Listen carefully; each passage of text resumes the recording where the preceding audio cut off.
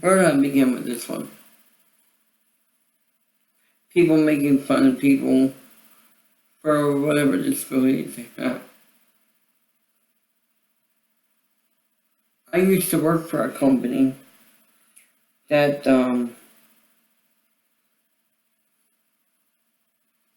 that employed people with physical and developmental disabilities. A person can walk fine without having physical, disabilities, but their comprehension, it kind of has a late start. But that doesn't make them dumb in any way, shape, or form. Because people's intelligence levels comes in different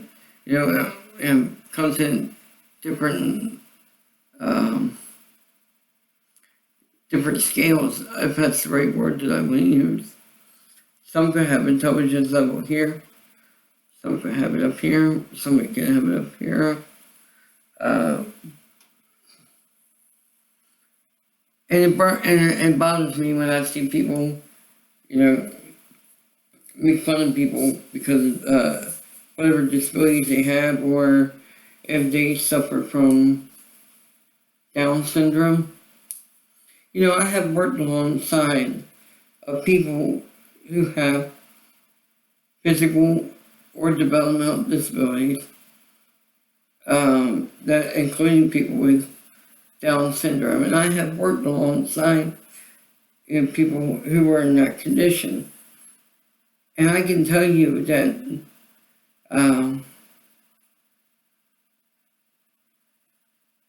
they can be one of the most intelligent people you will ever meet.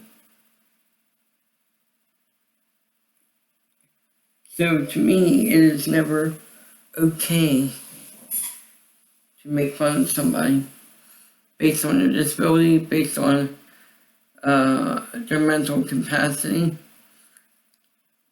being not up to par as with a fine, healthy, sound mind person. And it's okay for people to have disabilities, because if our God had made the world to where people had no problems, everybody had the same skill level on anything, then we could say that we would be living in a boring world, very boring. Excuse me. And I do take it personal when I see people get made fun of because of their lack of abilities. Because I know what it's like being discriminated against. I've been discriminated many times. And let me tell you, it ain't pretty, it ain't funny, and it's definitely never fun.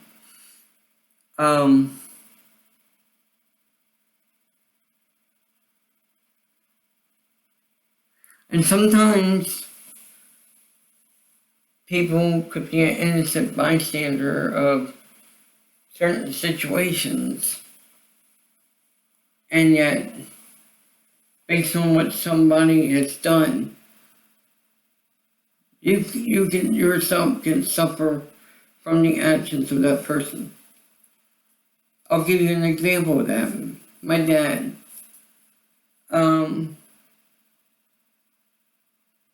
he's been an alcoholic, a drug addict, so all these things. All my life, he's been in and out of jail. I would have to say, if I could accurately guess it, that he spent more than 50% of my life behind bars for whatever reason. And I think the longest stint he ever had in prison was 3 years. And that was a bit tough, when we were growing up. Even though my dad wasn't really working at the time. at the time of his arrest. And what did he do to get the 3 years? Well, from what I've been told, which I don't believe because I think it was a misdemeanor back then. It could be a felony now, I don't know. But he said that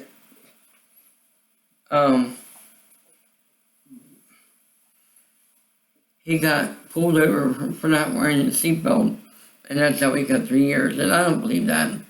I don't think not wearing a seatbelt would justify getting 3 years in prison. That would be a bit excessive. But me and my dad used to have a close relationship, and now we don't because of the decisions that he's made. So what does this have to do with discrimination? Well, back in Maryland, where I'm from, the doctors know him very well. And, but me with my disabilities, lower chronic back pain that I have, they didn't want to give me controlled substances because they were afraid that I was going to become addicted like my dad. And I told the doctors, I said, look, me and my dad are two different people. I take my medication as prescribed. But him, he would abuse them. That's the truth. And I hate to talk about my dad that way, but it's the truth. It is the absolute truth.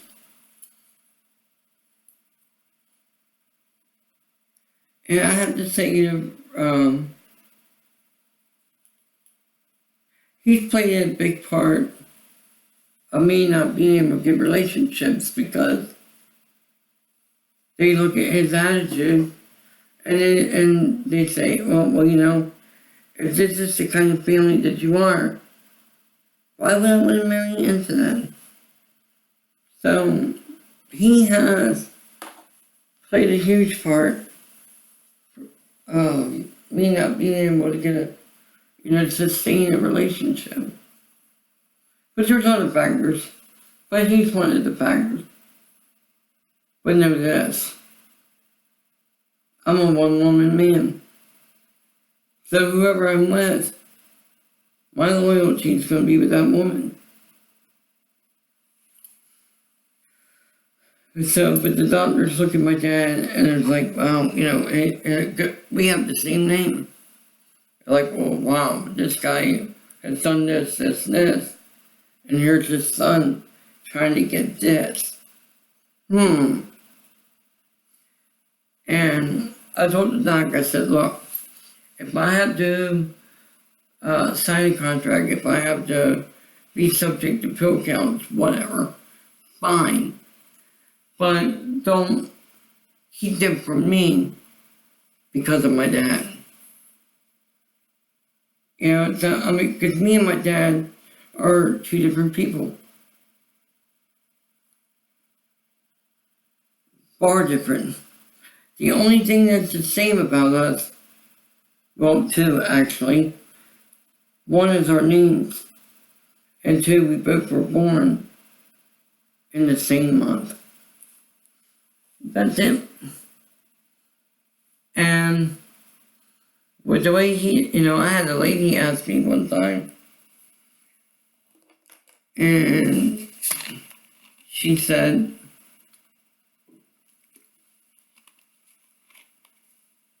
given your father's situation, how were you able to not fall into the same trap, as your father did? And I said, well, to me, what he's doing is basically setting an example. Not a good one. Not a good one. But he set an example by doing what he does, although not intentionally. What I mean by not that, he wasn't doing it to teach me something. but it's something that I picked up on. And seeing the destructive way of his life that he chooses to live, I took a step back and I had to look at the whole picture, the grand scheme of things. And I said to myself, if that's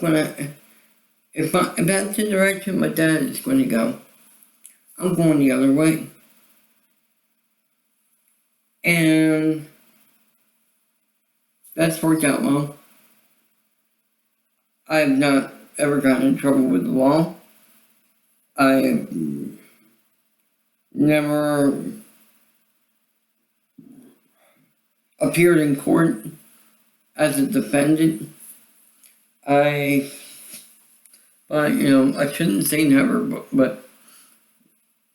but saying never in this case applies in terms of speaking the truth. I have appeared in court as a witness for both prosecution and defense. And the courts were very courteous to give me headphones so that I could hear, because the issue with me, people, is that when I was a baby, I suffered viral meningitis. And that affected my hearing, it affected my eyesight, it affects the way I walk. And this is the situation God put me in. He put me in this position, in this way of life. Now, do I blame him? No. Because I think maybe he's had plans for me. Maybe he wants to use me to be an example to other people who have disabilities and say, hey, if I could do this or that, you can do it too. And so that's why, when people go make fun of people with a handicap, it bothers me a great deal. When I step in, if I saw somebody who is handicapped and they're getting bullied, when I step in, even if the situation has nothing to do with me, you're absolutely right that I would. And because it's wrong. It is absolutely wrong. Yeah, my dad told me that, when he was a kid, he used to make fun of people with disabilities. Something that he lived to regret, because I ended up with cerebral palsy as a result of that viral meningitis. I didn't start walking until I was 5 years old. 5. And that viral meningitis affected my nerve system. It affected my auditory nerves, my hands. Sometimes it affects the way I try to comprehend things. And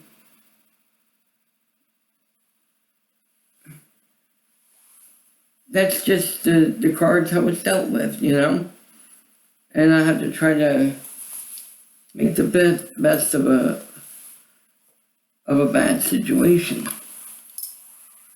But when my dad told me that he would never that he would never make fun of people with disabilities again because of how I turned out,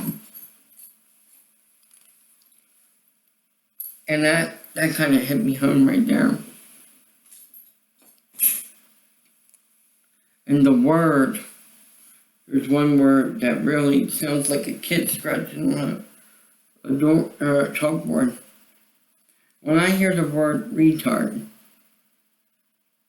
that is the word that I absolutely most despise, more than any other word, of all the words, profanity words, that I hate hearing the most is when people drop the F word. That I don't get it. I don't get why. I mean, I know what you're going to say, because it's a freedom of speech. Yeah, it's a freedom of speech, and I get that. But I don't understand why people think that they feel like it's necessary to have to use that word. And then I'll say this, you'll never catch me saying it. I have said it in the past, but I won't do it again.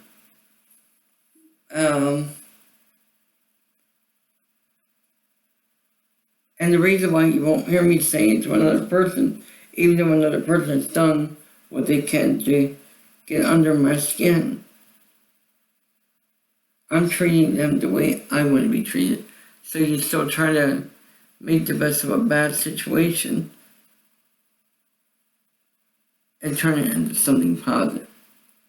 Because if people look at me like, wow, here I cussed this guy out, use bad language on him and all that, and yet he didn't rebel in return. He didn't get physical, didn't get verbally abusive. So to make them think, just wow. Because most people would retaliate, and I choose to do the opposite. So, it's what it is. But people, making fun of people with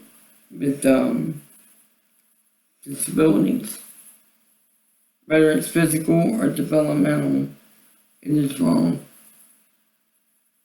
If God made everybody the same, new physical defects and whatnot, I think this world would be a pretty boring place if we all had the same talents, all had the same special, same talent, same, I shouldn't say special abilities, but we all had the same abilities. We all had the same skills levels of everything. This world absolutely would be a boring place. So, because there's a variety of different people who can do this, who can do that. What Joe Schmuck can do is probably better than what John Doe can do. But there are things where maybe John Doe could do that Joe Schmuck can't do. So I think the fact that the playing field is still even though everybody's skill levels on certain things may be better than others. Having a public platform is not really my best suit, but I try anyway, and I keep trying because I'm trying to break this this cycle of being nervous when I'm doing public speaking. Like when I get on a stage in front of, let's say, 100 people, my nerves go from 0 to 1,000. I know I might be exaggerating a little bit, but that's just, a hypothetical term. So, but it does go from 0 to whatever, like that. And I shouldn't be nervous, especially when you're in front on the stage where you know everybody, and yet you still get nervous. Doesn't make sense, but I still get nervous anyway. So it's what it is. So I'll just leave it at that. So anyway, I better get to bed. Getting tired. So I hope I'll see you guys in the next video. Peace. So.